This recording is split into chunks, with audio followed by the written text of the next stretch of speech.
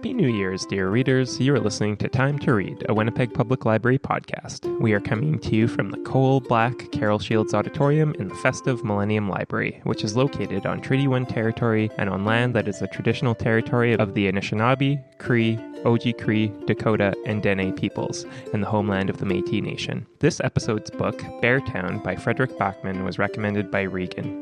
If you would like to recommend a book, let us know at wpl-podcast.winnipeg.ca. I'm Alan Chorney, captain and right winger for the Transcona Library Pink Flamingos, and to my left is... Hi, I'm Erica Ball. I'm the coach at the Fort Garry Library. And across the table from me is... Hi, I'm Trevor, and I'm the Zamboni driver at the Louis Riel Library. And to my left is... Hi, I'm Kirsten, and I'm the cleaner at the Harvey Smith Library. A good book can carry me away from an average and ordinary day, yeah.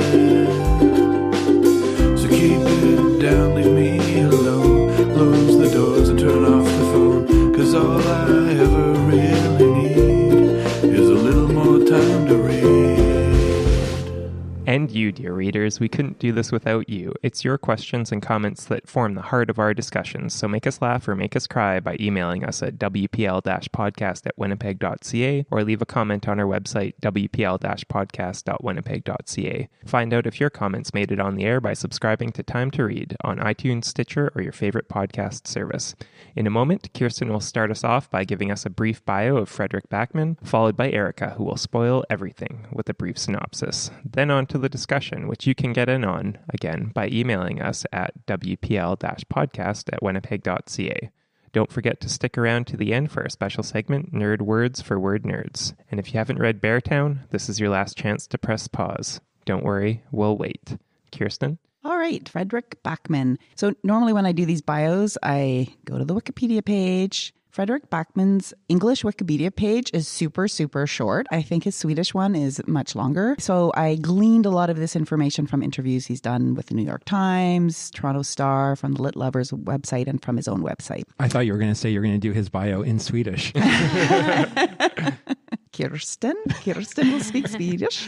So he is a 37-year-old writer from Sweden. I was actually surprised he was only 37 years old because he's very prolific. He studied comparative literature, but then dropped out, so never did get his degree, and he became a forklift driver. He was voted in 2013 Sweden's most successful author, which is interesting because he published his first books both on the same day in only 2012. Oh. So a year later, he was Sweden's most successful author. So that day in 2012, he published A Man Called Ove and the nonfiction book, Things My Son Needs to Know About the World. Fredrik Backman does not fit into any obvious genre mold. He's a prolific blogger, and he still does blog. You can go to his website, which I will put in the show notes. He's a huge sports fan. He's played every single sport except for hockey.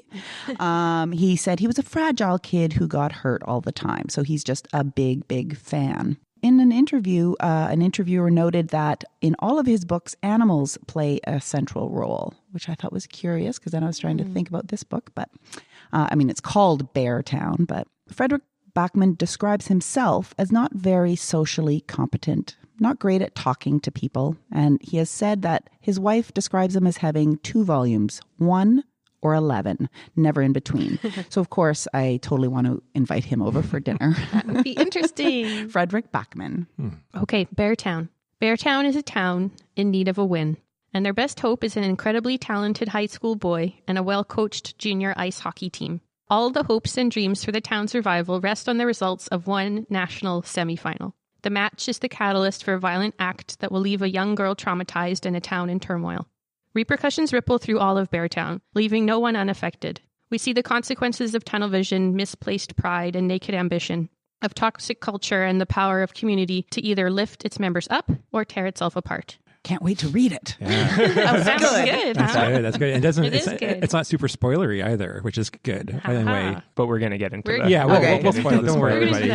But by the sounds of it, a lot of you readers out there really enjoyed this book. We got a lot of feedback, which is awesome to see. Chelsea wrote in on our Facebook And she said, I loved this book and just finished the sequel a couple months ago. It's hard to describe how this book affected me. I was enraptured by the first page and rarely put the book down. She goes on to say that Fredrik Backman is an amazing writer. He has skillfully handled the complexity of his characters and the difficult subject matters. I was impressed with his stealth and sharp insight into the issues relating to sexual assault cases and the mindset towards masculine responsibility. The ending felt bittersweet to me as she had moved on, but yet it was an ever-present event in hers and others' lives, which is a very insightful comment. Mm-hmm. So thank you, Yeah. Chelsea. That's great. Yeah, like the way he deals with explaining complex reactions to things without over-explaining them, just by saying simple things like, you know, it's the son's job to be better than the dad and stuff Right. like that. Mm-hmm. Like that kind of sums it up. Or it's the mom's job to give their kid the best chance possible.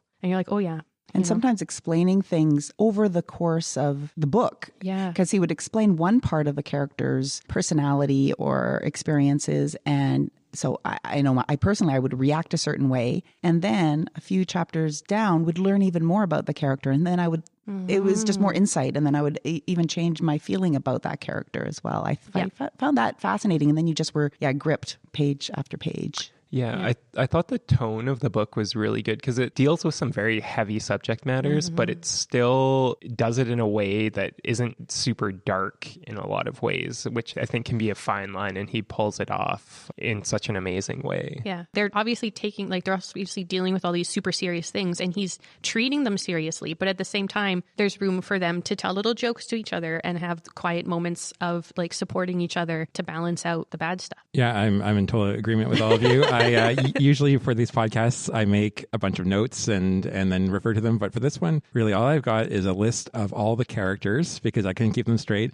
and a list of like favorite quotations I had. And that's just what I'm going to refer from because this book really hit home for me. I thought it was an incredible analysis of this town and these people. But I think Kirsten, or maybe it was Alan, you just said that like they explained but didn't over explain. And I like that too because there seemed to be almost like a repetitiveness to some of the things. Like each chapter would begin, or many of the chapters would begin with almost like a philosophical question, like what is community, or what does it mean to be a parent? And then he would sort of half answer it, but then let the story kind of answer it. And then those answers would change throughout the novel. And I found myself, because it has that killer first chapter that just, it's a real grabber, and you want to just keep reading. So I didn't spend as much time on those little philosophical moments that I probably should have. But like, for example, there was one, a lot of them I don't really get. Like there was one that's like, humanity has many shortcomings, but none is stronger than pride.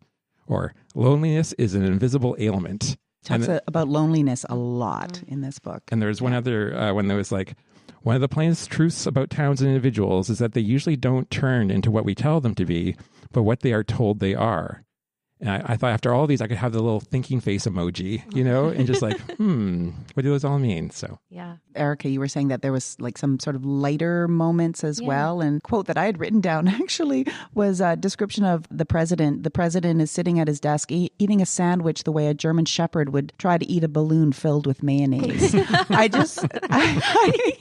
There were just some kind of amazing descriptions and that were funny. But then these, like you said, Trevor, these philosophical kind of quotes that, really made you think. Yeah. Have the deeper thoughts of, I guess, humanity. Of humanity.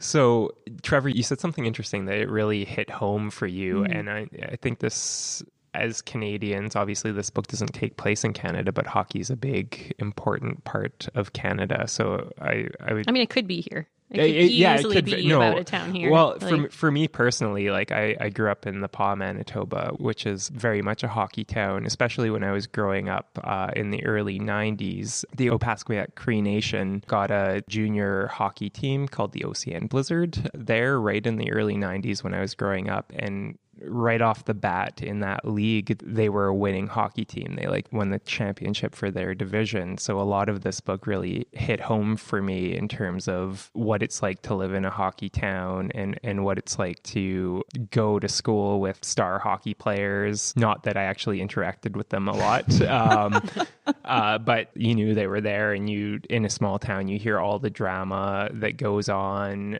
not just with hockey, just with tragedies in a small town. It's it's a lot different than it is in Winnipeg. So I don't know if anyone else has any experiences with hockey. Well, I kept envisioning actually this small town in BC that I lived in for a number of years, because they also had a hockey team. I don't know what level. I think good. I think they were good hockey team. Can skate level. And like, you know, they brought in people from away to play for the team. So that must have been a good team, right? But it was also in, you know, there were forests around, and, you know, the arena, and then also the ice rinks just on the ponds. And so I could actually just picture this little BC town as I was reading this book, which just... there was like a lot of imagery that just really came to the forefront, I think, while reading the book. Well, for me, the town that I was thinking of was Brandon, Manitoba. And last year, I went out for a Wheat Kings game, and it was super fun. Like, we went to this game, and like it seemed like the entire city was there at the game, and everyone was wearing jerseys, and it was a junior team. And even just walking around during the intermissions, you got a sense it was this whole community experience where, like, you know, somebody that was probably part of the Chamber of Commerce was talking to a guy that was a farmer, and they were all making these kind of like side deals and like business deals and lunches. And I just thought, yeah, this is more than hockey. This is the community's way of gathering. And if anyone wants to, I would say who live in Winnipeg, it's a super fun weekend to drive out to Brandon and see a Wheat Kings game. And I was thinking of Winnipeg the whole time. I was thinking about how it crushed so many people and like the pride of the city when the Jets left. And how when the Jets came back and suddenly, you know, that meant we were back in the bigs, right? And that we mattered again, and what it, like, a boost to the city that it gave. That's what I kept thinking of. Is, you know, anybody in Winnipeg could directly relate to that. I've heard from people from BC who've come to Winnipeg to say, who are kind of on the outside of hockey, that Manitoba is a place where hockey is much bigger than, you know, somewhere in like BC, even though Vancouver has had an NHL team, you know, straight through, like they've never lost their team. But I have a funny story about the Winnipeg Jets and when they left. So I would have been about in grade 7 or 8, and I would have been in school in the PA, and, you know, it was a big deal that Winnipeg was losing the Jets. And I remember being in a school assembly, and for just some reason, there was just some breaking point where all the grade 7 and 8 students decided that enough was enough and that we needed to save our Jets, and everyone started chanting "Save our Jets." And we exited the gym without permission, and we're running through the halls of our school chanting "Save our Jets." A riot. So it was a straight up riot. It was a straight up riot. Wow. That reminds me of that hilarious scene in the Guy Madden movie, My Winnipeg, where they're trying to demolish the old arena, and it just doesn't go right. Like everything just like, I think one half of it kind of demolishes, and then you hear the sad like cheer, like "Save the Jets," in the background. You know, it's just this really bittersweet, sad Winnipeg moment. Yeah. So one of the questions we asked was what makes hockey more than just a game? And it sounds like we all have experiences with hockey, or at least perspectives on it. And just wondering what everyone's thoughts are on that question. Well, I mean, I think what Fredrik Backman brings up a lot is culture, that there's this culture that's associated with the game of hockey. So it's not just about a sports, but it's about this culture, and not all of it is good. There's the culture of winning that is kind of established for the team, but there's also a culture of silence and culture of intimidation, and so not always good. Well, it's one of those in-group, out-group things, right? Like Absolutely. You're either in the team and you're with the team, or you're not. You're Male, an opponent. Female, like it sets up a bit of a binary. But I liked what Trevor was saying about it. It could also be like a reason to gather and a reason for a community to gather. And if the community doesn't have a lot of those, then something like hockey or football or whatever sport can become the only time that the community is together and gathering and talking to one another outside of a workplace, say. But yeah, at the same time, you have to watch the culture of that thing. And what are you fostering within that organization? Is it dominance? Is it, you know, binaries of, you know, you're a winner and you're a loser? Or is it cooperation? Is it work ethic? Like, what is the culture when you have that kind of, especially when you're the only gathering place or one of the main gathering places, it becomes very important to think about that culture and what are you fostering and who are you pushing out. Well, and as the book gets close to the end, you sort of see this split, this rift between these two mindsets of what culture means. Is it win no matter what? And those people have gone to head. Or is it, this is our community, we need to build this up, and those are the ones that stayed. So it was an interesting, I thought, I wouldn't say resolution, because it feels like there's more to the story, but the idea that people were forced to make hard choices between their town and their team, which for probably most of the people in Beartown never had to distinguish between those two. Yeah. That's a good point. I want to bring in David's comment quickly here. David wrote in on our Facebook, and he said, hockey, yuck. Also fair. Also fair. Well, it's interesting. Like, I'm probably more of a hockey fan now than I ever was growing up. Like, I always kind of felt outside of that because spoiler, or I guess not spoiler, but confession time, I don't know how to skate, or I barely know how to skate. I don't know how to skate. So I never played hockey growing up, and that's hard when everyone in high school plays hockey. Well, yeah, I don't watch hockey really. I mean, I was a Jets kid. My dad had tickets, and I had a number 13 Teemu Selanne shirt, and I was a fan and stuff like that. But as an adult, I go to the occasional game, but I don't follow it. Somebody in my house follows it, so I get to hear all about it all the time. But, I understand the important role that it can play, but it doesn't really play that in my life, personally. I think for me, I think of hockey like I think of camping, where I like the idea of hockey more than actual hockey. So I'll follow it like during the Olympics or something, where it's like, 2 weeks, I can get behind it, I'll watch it. It seems to be a faster, almost like cleaner game. And I'm like, yeah, this is fun. But then like a whole season, I'm like, oh, like, the winter's long enough. Like, I don't know. I'm just going to roll my eyes at you for a little bit because I know how much of a baseball fan you are. Well, exactly. For me, what hockey means is there isn't baseball happening. And so that's why I don't like it. It's just a time to look out the window and wait for spring training. So this question kind of takes it into another question that we asked on social media, which is, what is community? That's something that comes up throughout the book, and we've talked about that a little bit. But we also had Amy write in, and she says, as with any sport, it creates your community. It becomes who you associate with peer-wise, gives you adult mentors you learn from, teaches you discipline, resilience, and sometimes teaches you what you are allowed to get away with, which is something that I thought about hockey and about games in general, about how these are all teenagers in this book that play this game, and a big part of what hockey is to them is learning how to grow up and testing those boundaries, and teenagers are going to push against boundaries, and what you need to be careful is where you as adults are imparting those boundaries, where you're setting them to be pressed. And it's really easy in hockey to set a bad boundary with what kinds of jokes you're going to allow in the locker room, sets a bad precedence for, where your mind can go at. Well, and the adults in the book, and I think in the hockey world often, whether it's the parents or the coaches or the business owners, they had all of their expectations riding on these teenagers. So for their businesses to succeed, for them to make money, for the parents to live vicariously through their children and feel some sort of sense of success and being worthy. And I just find that really, really disturbing. And I find that not just in hockey, I find that in lots of other sports too, where you see parents just... Yeah, I wonder about that, like, because you definitely know that exists in sports. Like, it's really easy to see that importance placed on the youth. And I sometimes wonder if it goes even deeper than that, because you often see parents imparting their hopes and dreams on their children in a lot of areas that aren't sports. And in Kevin's case in this book, it wasn't that he played hockey well that was important to them. It was that he did life well. So he would have had those pressures no matter what he did, whether it be hockey or something else. Or becoming a top doctor or becoming a super competitive lawyer or whatever it was. Yeah. He was supposed to excel somewhere. Exactly. Yeah, that's true.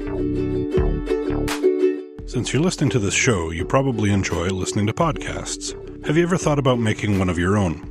If so, you might be interested in attending Winnipeg Public Library's Intro to Podcasting program on Saturday, January 19th. I'll be talking about planning a podcast, recording it, and getting it out there so the public can listen. We'll be in the Idea Mill, the new makerspace at the Millennium Library. You can register online at winnipeg.ca/library or give us a call at 204-986-5543. I hope to see you there. Can we talk a little bit about names? Like just when we were talking about Kevin's dad, because Kevin's dad, he was never named. I mean, Really? Mr. Erdhall. Like I also printed off a list of the character names, but there were key people who aren't on that list. Kira's colleague never had a name. The bass player Yeah. Oh, Bass yeah. player is never not had a name. Kevin's mom, Kevin's dad, the president. These are all people that the man in black. Yeah. In the black leather jacket who drove the Saab. Right. None of these folks had names. And I just found that fascinating. And at the very end, Maya, who is named obviously, and she sees her name up in lights. And that's a really powerful thing for her. Names are important. So yeah, what do you guys think? Like, I'm not too sure why the bass player wasn't named. Maybe to generalize them. Maybe, yeah. You know, they weren't complex characters necessarily in and of themselves. They much more that they serve a purpose. Like the bass player could have been anybody. What we needed to see was that side of Benji. Yeah. I felt like Kevin's dad was a fairly complex character. Yeah. But I've seen him before. Yeah. You see him lots of places. And I found Backman did an interesting thing too, where sometimes even with a named character, he wouldn't refer to them by their name. It would be the student did this or the parent. And then as you read further into the chapter, then you sort of by context figure it out. And I was struggling with that too, why he would have done that. And one thing I thought of was maybe he was trying to create the idea that these are universal themes. Like you're saying that he was going to the specifics of this particular family, this particular town. But other times he kind of pulled the camera back a little bit and was saying, no, this is everywhere. Absolutely. And this could be any teacher or any mom, any coach, any teenager. And then it kind of gave you that almost like two scales of the story, the real like intimate family dynamic and the whole kind of like, let's look at this whole thing together. And this isn't unique to this little Swedish town. Absolutely. Very interesting observation, Kirsten. Why, thank you. I just had been feeling very, somebody kept calling me Kristen all week and it was bothering me. So yeah, Kirsten. Yeah. Names are important. It's a little jarring when people don't say your name correctly or, well, they always call called Kira Kia, right? Like, right, they always got her, and that kind of showed that kind of it's very standoffish. This town isn't making an effort. Which I forgot. To get to know I forgot her. at a certain point because I put the book down. Like I started it and then I put it down for a while, and then when I picked it up again, and somebody called her Kia, and I'm like, oh, it's a typo. And I thought it was a typo until everybody kept doing it, and then I remembered that that's part of the book. Right. And not just names, but just words and labels are important too. Because there's again, I'm going to turn to a quotation from my sheet, 5 sheets of quotations, where it talks about Maya and Kevin. It says she's 15, above the age of consent, and he's 17, but he's still the boy in every conversation, and she's the young woman. Words are not small things. Absolutely. So again, thing. I mean, again, it's been in the news so much in the last year and longer about cases of dehumanizing people, Yeah. like as part of the People. conversation, Yes, not yes, believing yes. people, not referring to them by their name. Yeah. Yeah. So very, very timely topics. Oh, and the other thing that I'll just sneak in here is how everybody kept blaming themselves and blaming, like the coaches were blaming themselves and all this stuff, except for the people who actually perpetrated horrible things, you know, like, and yes, there is blame to go around, for locker room culture or whatever, but the people were blaming hockey and people were blaming this and that. And women were apologizing to each other. Kevin's mom was apologizing. And so like all of these people who were maybe slightly a little bit at fault, but the men who were directly responsible just deny that there's a problem. That was very topical as well. So, and what happened to Kevin at the end? Oh, well, they dismissed the case for lack of evidence. Yeah. And as far as we know, And then he just moved on.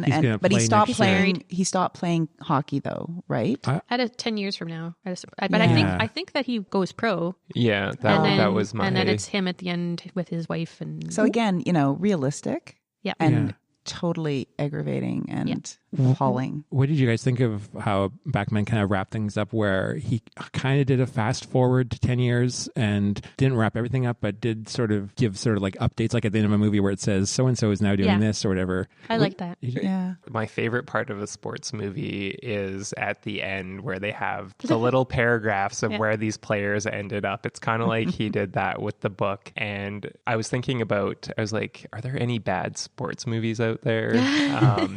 And I was like, yes, there are the ones that don't have those little paragraphs at the end. If they, that's like my favorite part of the sports movie. But one of the questions we did ask, because this is a sports book, is what are your favorite sports movies? And I think we asked that because none of us really read sports books, or I'm not really well versed in the sports book world, but I love sports movies. I think I've mentioned that before. So we had a lot of people respond on Instagram with their favorite sports movies. Jenna on Instagram says, Remember the Titans. Very good one. Carrie664 says, anything based on a true story, mainly skiing or skating. I watched I, Tonya last year. Yeah. That was good. That was good. Yeah. Miriella writes in The Titans and Blindside. Blindside's another good one. And maybe I'll let you guys say your favorite sports movies before I read a few more. I had League of Their Own. It's so good. That was a very popular one. Yeah. You're not alone. No, it's a good one. But mainly for me, when I was reading it, I couldn't not think of the TV show Friday Night Lights. Mm-hmm. I kept picturing, like, it's small town. Their high school sports team is like the main thing that everybody gets riled up about. There's like, coaches versus sponsors versus principals versus the students versus whatever. I mean, it's just also a super good show. So, With the very likable America's Dad, Kyle Chandler. With the very likable Kyle Chandler and Connie Britton as the mom, who are just fantastic central characters. So yeah, that's what I... as Alan astutely pointed out earlier, I am a huge baseball fan, so I could think of a dozen baseball movies, but I decided to limit myself to hockey movies.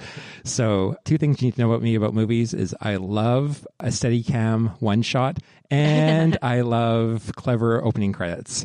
So this movie that I picked, I don't know if it has a Steadicam shot, but it has excellent opening credits, and the movie I'm thinking of is Miracle from 2004. Yeah, I remember. Herb Brooks and the 1980 men's Olympic hockey team and their David versus Goliath battle with the Soviet Union's hockey team. And it's just like a super solid movie, but the opening credits is sort of a montage showing America's place in the world at the time and Watergate and the energy crisis and how they really needed something to turn sort of the national mood around. And so, yes, my pick would be Miracle. That was a Disney movie. Yes. It was.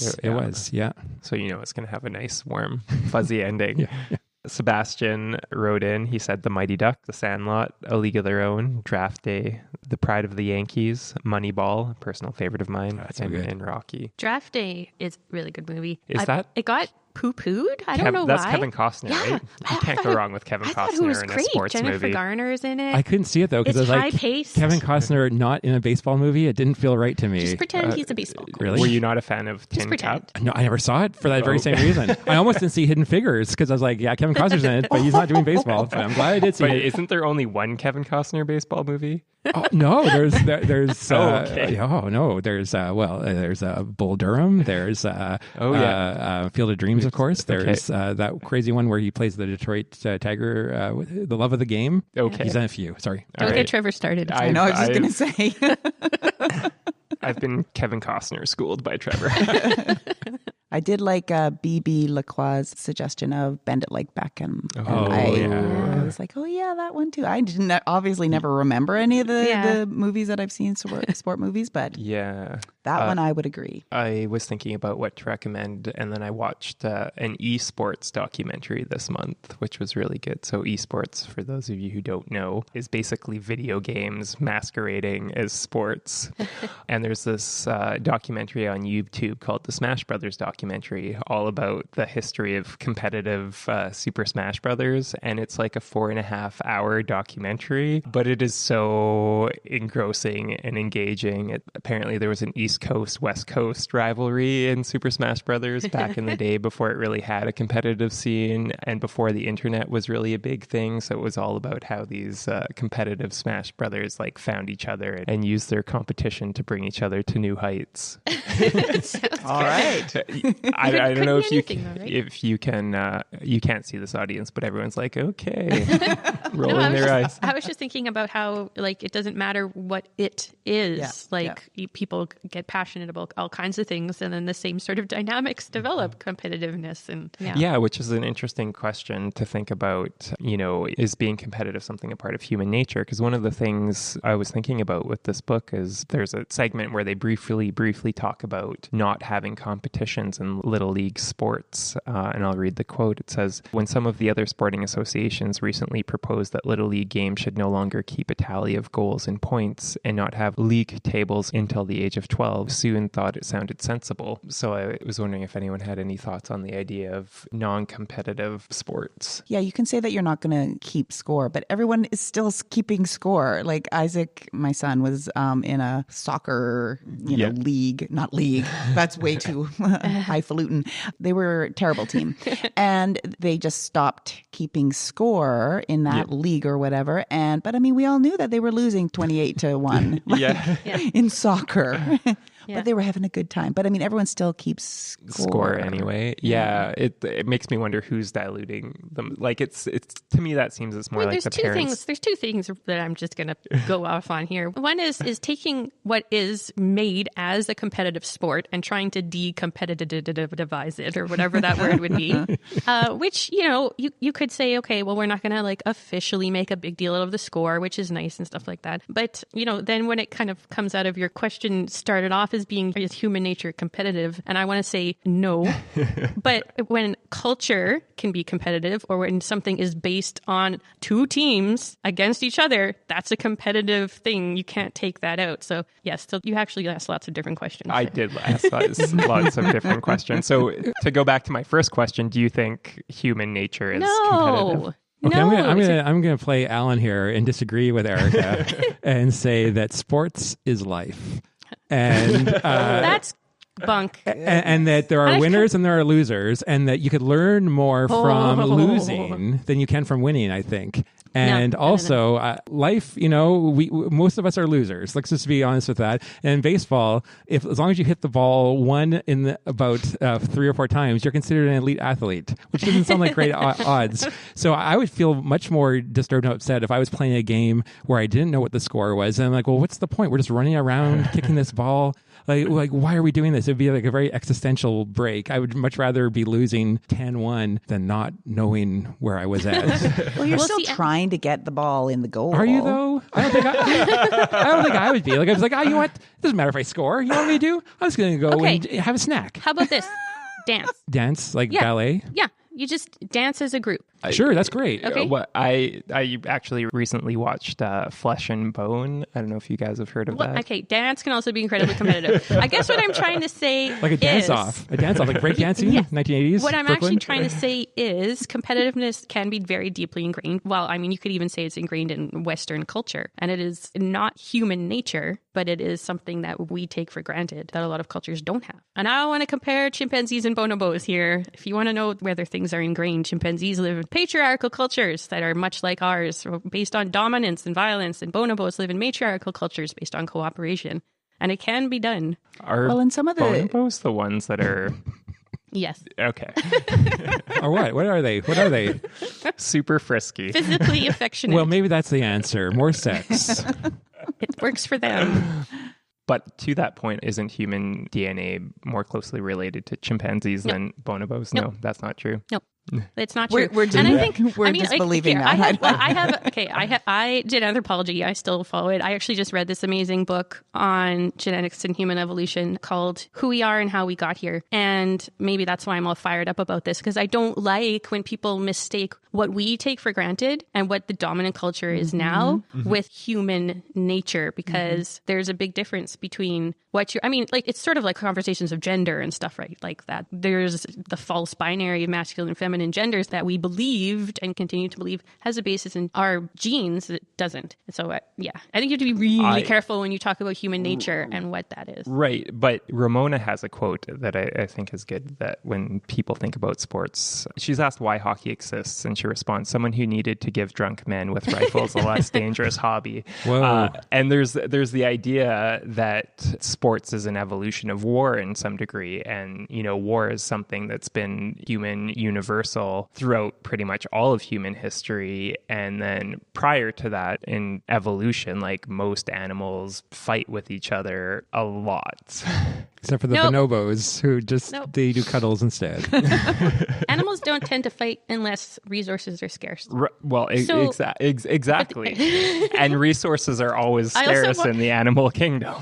And in small Swedish towns. But I also want to point out the wonderful thing about her quote, and in the book, is that women like that stuff too. You know, the girls wanted a hockey team. Yeah. And all the things that hockey brought to the men. Oh, I never said competition was but I just like that specific quote about it giving drunk men something to do, which is, I guess sometimes true. If that is the situation, that would be a much better outlet than them just getting drunk and fighting. But yeah, I mean, hockey can bring wonderful things to whoever plays it. Speaking of the girls team, wasn't that like the most awesome scene at the end of the book where you had Amit, Benji, Zach, and Bobo standing on the ice watching the kids come on? I was just like that's where I would have ended the movie. Like, I was like, those four guys, you never in the beginning of the book, like Bobo, I hated that guy. Yeah. And then I'm like, he's all right. He's all right. Yeah. It is, but I want to bring a little downer on that end of that book. And I was like, this is great, things are changing, except they have the line that echoes the beginning of the line that 4-year-old girl has bruises that everyone's just ignoring. Yeah. Which just, I was like, did things change really, or did they not? It's like, we see progress in some areas, but then there's still the roots of that whole culture of ignoring not getting abuse. Involved. Yeah. In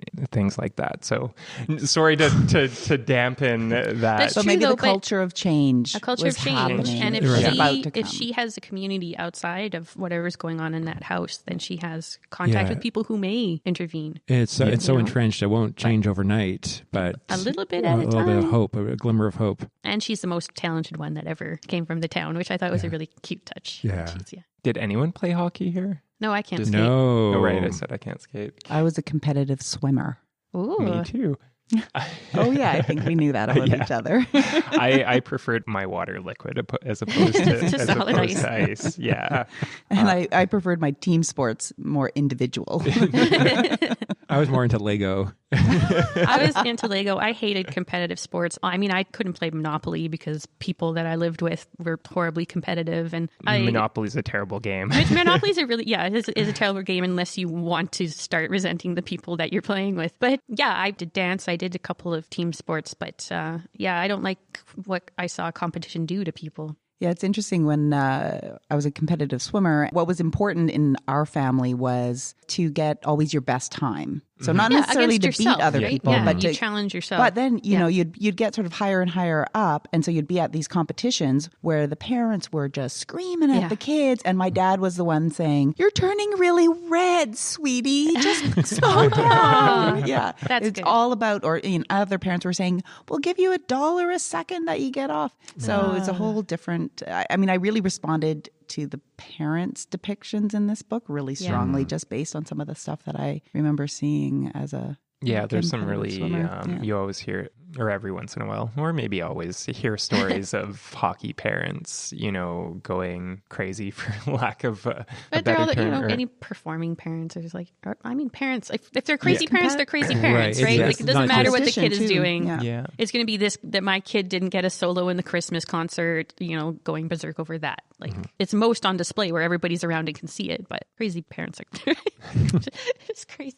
Is there anything that you guys wanted to see happen in the book that didn't happen? Yeah. To Kevin. But You whatever. wish that gun was loaded? I don't know. I don't know if I'd go that far. I would have liked if something happened to him. There was so much foreshadowing about the gun and about Maya, and I just thought, okay, well, she's what? Like, it seems too obvious. Like, she isn't just gonna kill him because she's a good person. She does know the difference between right and wrong. But it sounded like she didn't know what she was going to do until she did it too. Until she was right there, right? Yeah. You know, Well, you know, I was thinking about that, and I was wondering if she would have killed him if he didn't respond the way that he did. Like, you know, if he had tried to tough it out with her or to confront her with a gun, I think she would have shot him. She didn't put the bullet in. Yeah, the bullet wasn't even in. So I think that her intent was always just to scare the crap out of him, so that he would know what it would feel like to be helpless and to be at somebody else's mercy. And then to feel like that moment where what does he say? He understood that he was dying. Well, and for her Even though to he establish that power dynamic where she was the powerful. Yeah. Yeah. And she had the power. Yeah, it's no question that sort of Kevin and Maya dynamic is the central driving story of the book. But one minor storyline that I would like to have a little more about was Jeanette, the teacher, who was always giving Benji second chances and stuff. But there was one part where it said, remember that great scene where Zach goes in with the bucket and the water, and you think that he's going in to kill himself, but in fact he's going to clean off Maya's locker. But there's a line there that says Jeanette kept the secret, like Benji's secret, and she said, because she knows one or two things about secrets. But I never, did they ever talk about, I'm thinking, we're going to learn something about Jeanette. But, I mean, she was a competitive fighter that she gave up, and then she wants to start a martial arts. Right. But was there any, was that her secret? It didn't seem like that was a big secret. Maybe this is coming up in the sequel because because will they explore some of these new female clubs that are being established? I'm just going to interject real quick and say Vernon writes in on our Facebook, and he says, awesome book. I'm in the process of reading the sequel. Okay. Okay. Yeah. And Alan very kindly procured me a copy of the sequel, so I'm going to read that over the holidays. Was it talking about Benji when it said that about her keeping secret? Right. Because I think I took it to mean that maybe she was gay. Oh, okay. Yeah. It never really kind of comes out and but everybody's got those secrets in that town, right? Right. Everybody's got pasts with people. That's or true. It was after, it could have been a secret affair. It was after Benji destroyed the washroom to cover that Maya smashed the mirror, I think. Which was amazing as well. Yeah. But Benji dies. We are led to believe. Yeah. I mean, knowing this guy, who knows? Who knows Backman, right? But yeah, it sounds definitely like, is he just pulling smoke and mirrors on us? I don't know. But he said one of them dies, right? One of them dies. One of them is married. But then David, the coach, takes one of those pucks and he puts it on a gravestone. Oh, I thought that was Benji's dad's grave because he visits it all the time. Yeah. No, but I thought it said whatever it was that he always you're still awesome tells or something. What he always told Benji. Yeah. And I thought it was just a message to Benji. Yeah, that's what I took it as. On his dad's grave. Because he goes there all the time. I took it as Benji's grave. So did I. Mean, in the future. It could. So did I. That's what I thought. It was the Benji's grave in the future. That's how I read it. But I could totally see how it could be the other way. Yeah. No, I know. Yeah, same here. So. That's one of the things about him jumping forward 10 years. It kind of paints him into a corner because if he wants to keep telling the story, we kind of know how it's going to end up. Well, with those characters. Yeah. Maybe he explores some of the other characters that we like Amit. It would be great to find out more about him. I want the Bobo spinoff. The Bobo and Amit. So I just want to bring in one last comment from Jazzy5164. She said, as a hockey aunt and sister, I found this book too much, but may try for a third time because of your podcast. We hope you do. But if it is too much, we understand. She says, painfully, yes, I can relate to the family perspectives in the book. I still have a memorial in my front garden for the boys killed last year. Yeah. Which I believe she's talking about the Humboldt Broncos tragedy. Yeah. So, which I think just brings, to the light how important hockey can be to, I think to Canada in general, or, communities. And Sweden, apparently. It was so weird to read this book. Then they would talk about Canada. Yeah, and I'd be like, really? It's just like this somewhere else too? Yeah, I totally pictured it in Canada, and then they drop a word like kroner, and I would be or like that scene where Anna is talking to her father. She's like, "Oh, I just made some elk burgers." I'm like, "Well, yeah, that would never happen in Canada." You don't import elk? I actually like elk burgers. Yeah. Hi, I'm Aisha Alpha, and reading has made my life so much better. So hopefully it's making your life better too. Thanks for joining us all here on Time to Read, a Winnipeg Public Library podcast. Okay, so we're going to segue into our most awkwardly worded segment. Can you tell me a book you would also like? I'll start. I haven't read it, but the Friday Night Lights book, it was all based on a book anyway, so I'm thinking it would probably be a pretty good read-alike for this one. I also wanted to give a plug to the first Fredrik Backman book I read, which was My Grandmother Sends Her Regards and Apologizes, because I really loved that one. And it's also centered on a kid dealing with big things. In this case, it's the loss of her grandmother, who was her best friend, because they were both kind of weird, but they totally got each other. Nobody else really writes like Fredrik Backman. So it has the same sort of things where people are introduced and you kind of think about them one way, and then more is revealed and you completely sort of change your mind, or you think a certain thing is going on and then you realize that you're completely wrong.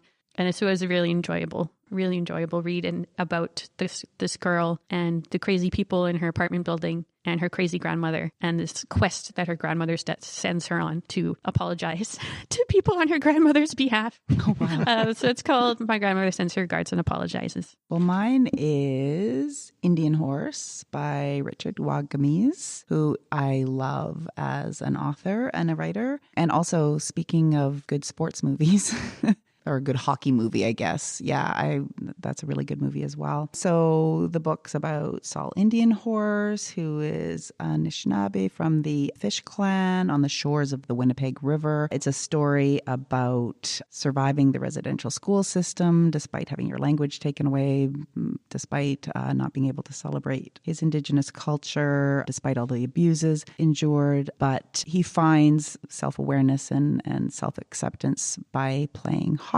So the legacy of residential school system is definitely the main focal point of the book, but hockey figures very, very prominently in Indian Horse by Richard Wagamese.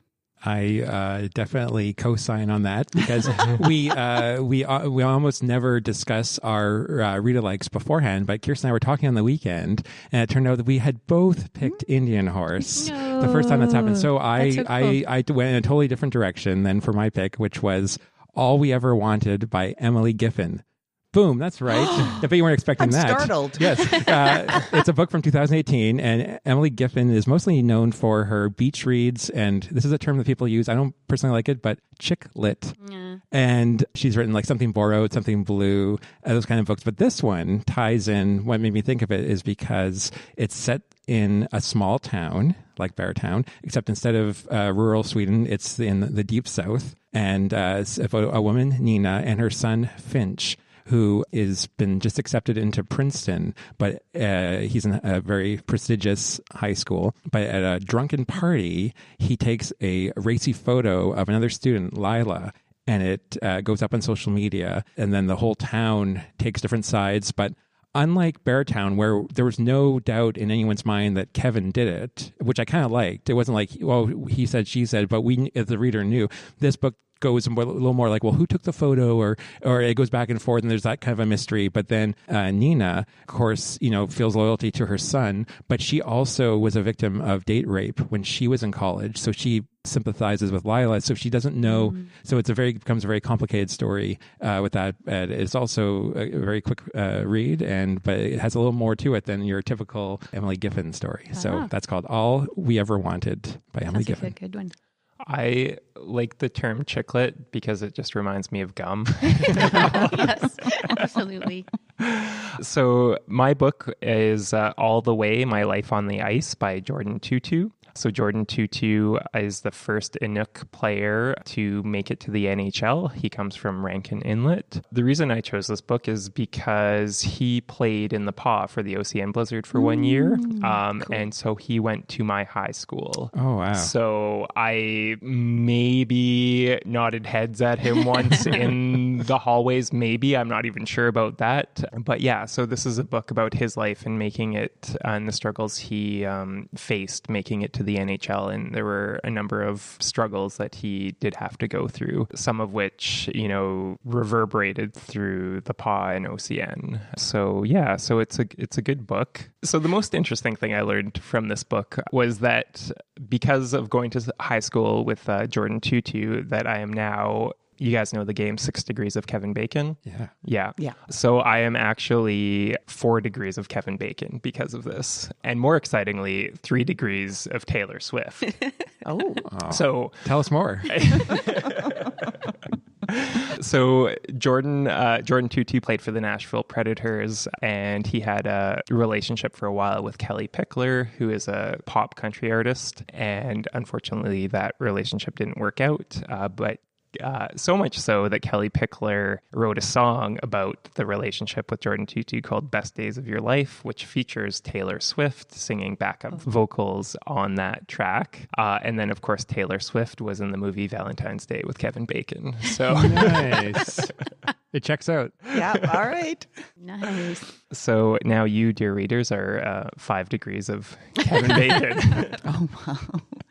You mentioned that Jordan was the first Inuk player in the NHL. I had read somewhere, and this was back in like 2016, that there are no gay hockey players in the NHL. Is that still this? I mean, out. Yeah. I mean, obviously, there are gay hockey players. But... Not that I'm aware of. I'm and I just think that's shocked a by thing in that. professional sports. I don't know that it's just hockey. I don't think there are a lot of out gay people in many professional sports, but I don't follow sports closely enough to... I was really surprised to read that. Maybe listeners could write in if you know of any. We'd be very interested to know. wpl-podcast.winnipeg.ca. Now it's time for everyone's favorite segment, Nerd Word for Word Nerds, the part of each show where our hosts boil down their most prevalent thoughts of the past month into one word. So who's got a nerd word? Can I go first? Yes. I have a mini story. It was like a stream of consciousness that led me to my word, which I'll say is sorry. My word is sorry. So I was standing at the bus stop waiting for the bus, and I was watching a bus after bus come by that said, sorry, not in service. Sorry, not in service. I started thinking, you're not sorry.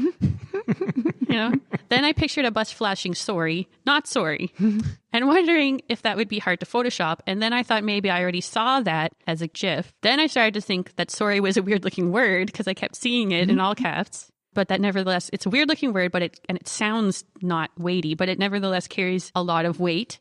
Saying sorry can be very powerful. There's scientific studies on its effects, but it could also mean nothing, like when a parent makes their kid say it to someone. But yeah, it's also just a weird looking word. So sorry. And Cambridge Dictionary defines it as something that you say to be polite when you've done something wrong, or you cannot agree with something or accept something. I'm sorry, it was all my fault, or I'm sorry, but I just don't think that's a good idea. To go back to your Winnipeg Transit and sorry, not in service, there was a few years ago, it was the coldest day in winter. It was like -40 and my bus didn't show up for like an hour, and I saw like 3 or 4 sorry, not in service buses go by, and the last one that went by, I just did the arm raise and looked at the bus driver. And to be fair, he did shoot a look of, I'm sorry. I'm sorry. So can you imagine if we were able to just put a little sorry sign up on our service desks so we just didn't feel like we had it in us? Not in service. Yeah, not in service. There's a really great short story by Carol Shields called The Apology. And basically, it's just a short story of this woman that going through the course of her day and everyone saying sorry to each other for various things. And it's really quite a lovely, lovely little story. Sorry. And that also ties into your book pick, too. Yes, about apologizing. And it's a better game than Monopoly. It is a much better game than Monopoly. See, sorry, there's a lot to unpack there. Do you want me to go next with my nerd word? Or? It looks like you I think the readers want you to go next. I have a quotation. I have so many quotations from Beartown, but this quotation led me to my nerd word, which is, this is taken from page 37 of the Mass Market paperback.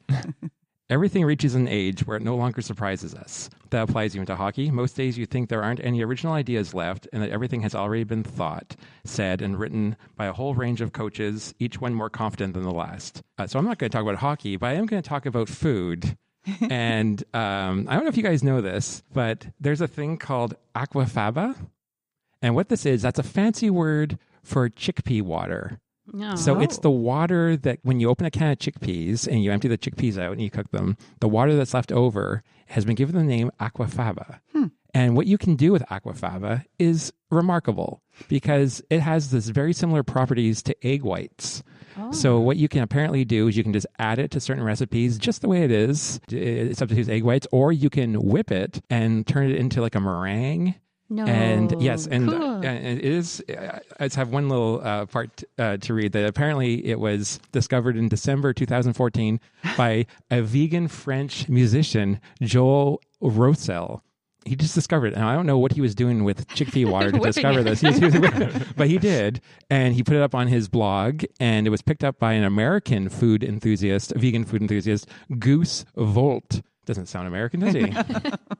But it's a melting pot. He's the one who actually gave it the name. He coined the word aquafaba because, it's the Latin word for water, and then the Latin word for bean, faba. And he also said the discovery was fabulous.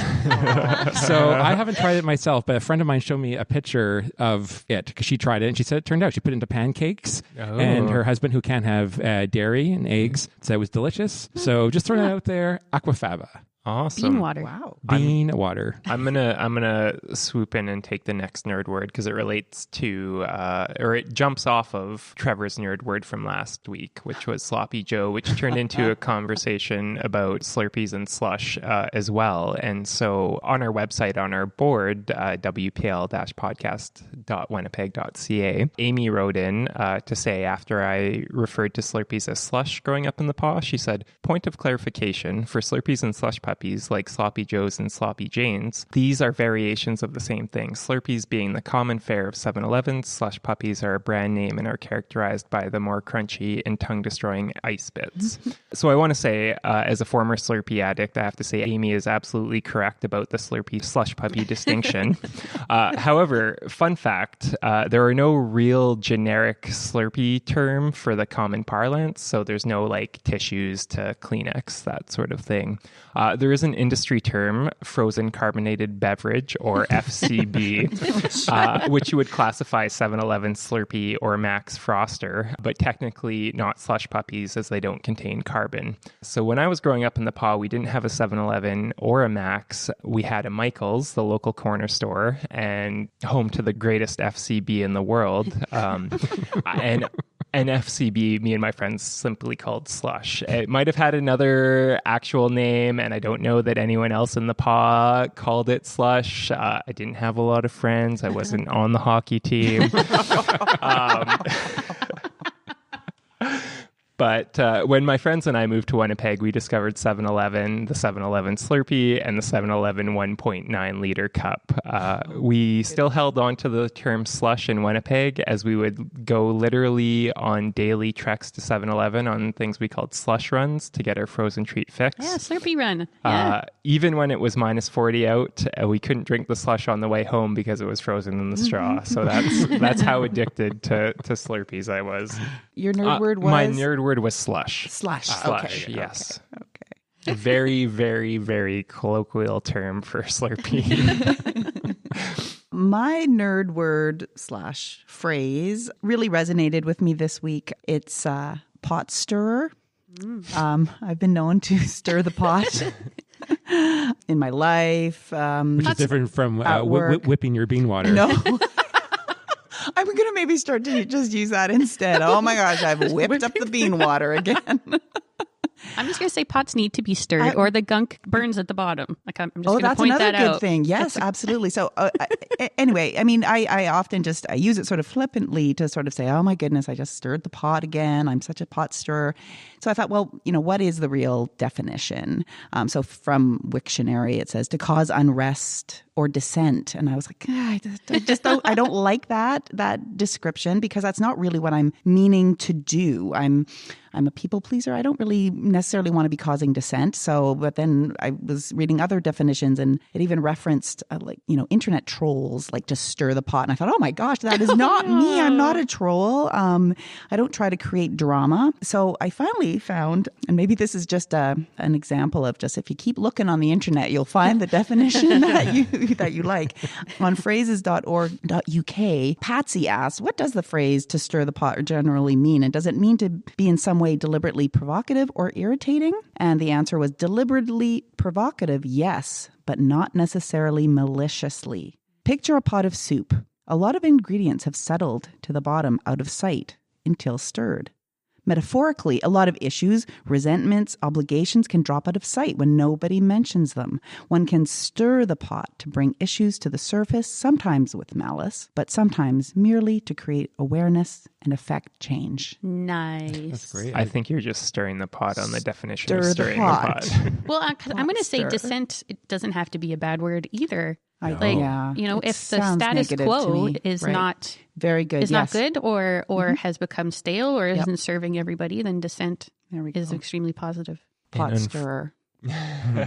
Maybe I'm also just a fellow pot stirrer. I think you are. I'm trying to cast us All right, positively. before this podcast descends into any more dissent, Unrest. we have to sign off for this month. Thank you so much, dear readers, for tuning in to the Dudenary episode of the Time to Read podcast. Join us next month when Black Space Winnipeg takes over hosting duties of Time to Read. The book selection we will be reading is Washington Black by S.E. Edugen. Find it at your local Winnipeg Public Library branch. Be sure to join our discussion on our website at wpl-podcast.winnipeg.ca or by emailing us at wpl-podcast@winnipeg.ca. If you find us on iTunes, we'd love it if you were to give us that coveted 5-star rating. And until next time, make sure you find Time to Read.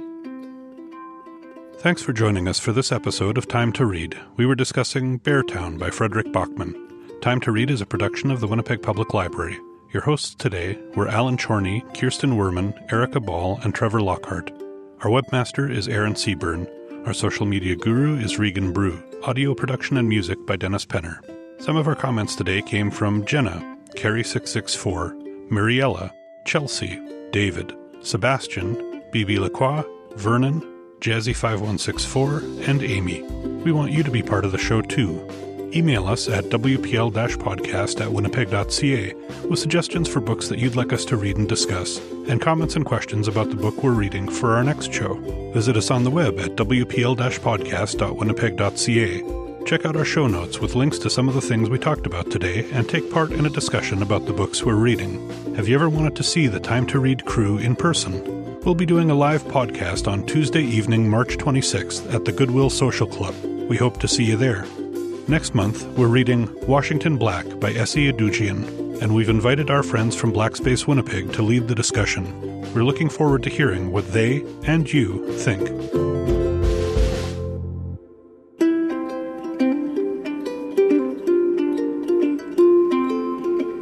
All I need is time to read.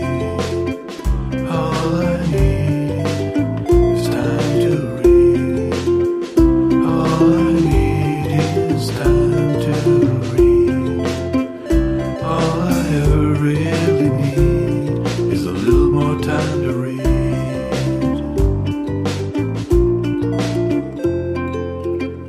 And this isn't a spoiler, but you guys, I think, are going to be startled with my real like. Oh. Startled. That's what I'm going to say at this point. I'm going to plant that seed at the beginning. Wow. It's a joke. Okay. Is that a hint? No, I'm just saying that you would think, I don't think he'd come up with that. Is that what you think startled sounds like? You go to a haunted house and a ghost jumps out and you're,